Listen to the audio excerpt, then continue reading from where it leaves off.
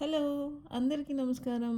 ఇంట్లో దోసపిండి ఉంటే దాంట్లో పునుగులు వేసుకొని దాంట్లోకి ఒక ఈజీ చట్నీ రెసిపీ చూద్దాం. పిల్లలు ఈవినింగ్ రాగానే ఆ పునుగులు వేసి ఆ చట్నీ ఏసి పెడితే చాలా ఇష్టంగా తింటారు.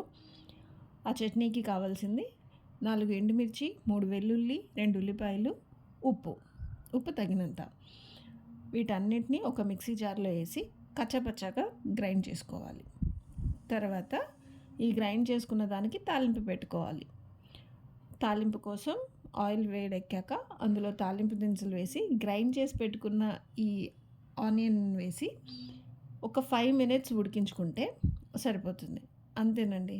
చాలా టేస్టీగా ఉండే ఉల్లిపాయ కారం పునుగుల్లోకి రెడీ. ఈవినింగ్ పిల్లలు వచ్చేసరికి ఇది చేసి పెడితే చాలా ఇష్టంగా తింటారు.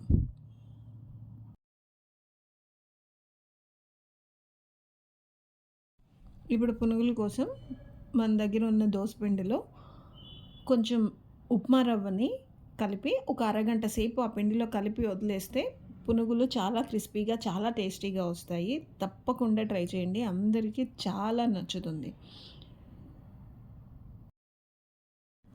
పునుగులు మాత్రం ఖచ్చితంగా చాలా చిన్నవి చిన్నవిగా వేసుకోండి.